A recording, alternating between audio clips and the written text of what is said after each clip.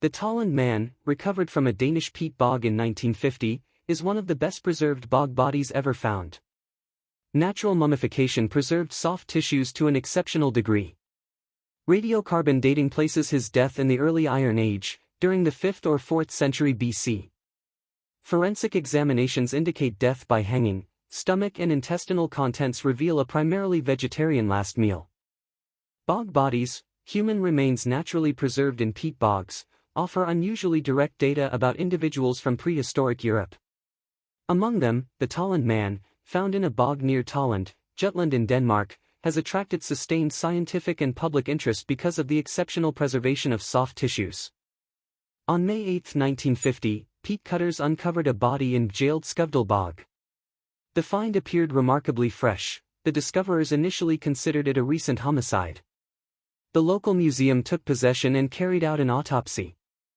Morphological and pathological examination documented a mature male of relatively short stature whose soft tissues, including facial features, were preserved to the point of immediate recognizability.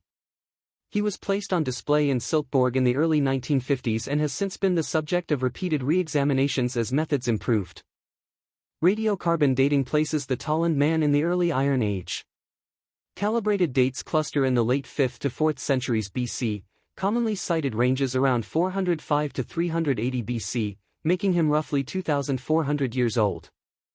The body's striking preservation results from the chemistry and physical conditions of sphagnum-dominated peat bogs. Low oxygen, cold temperatures, and acid phenolic compounds from peat inhibit microbial decay and, in many cases, dissolve bone while stabilizing and tanning soft tissues. The epidermis, facial features and internal organs partially remain, while skeletal elements can be demineralized and fragile.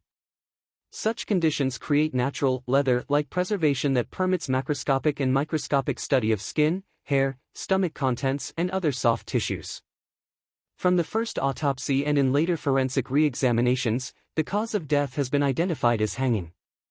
Classic indicators, furrows around the neck consistent with a ligature, the position and compression marks, and a distended tongue visible on radiography, support asphyxia by suspension rather than post-mortem damage. The rope is still around the body's neck. Whether the hanging was a punitive execution, an interpersonal killing, or part of a ritual killing, sacrifice, remains debated. Analyses of stomach and intestinal contents show that Tollund's last meal was largely vegetarian and composed of barley together with seeds such as linseed and various wild plants, for example knotweed. The composition and presence of wheat species suggests the meal could have been a porridge made from harvested grains and gathered plants. The combination of a carefully placed body in a watery setting, death by hanging, and parallels to other bog finds fuels interpretations of ritual sacrifice. But we cannot be sure. The safest inference is that multiple practices, like sacrifice, execution or burial may have been present in Iron Age wetlands, and the so-called Tollund Man represents one well-documented example within that spectrum. The body of the Tollund Man is an exceptional archaeological specimen whose preservation has permitted multidisciplinary study of an individual from the Iron Age.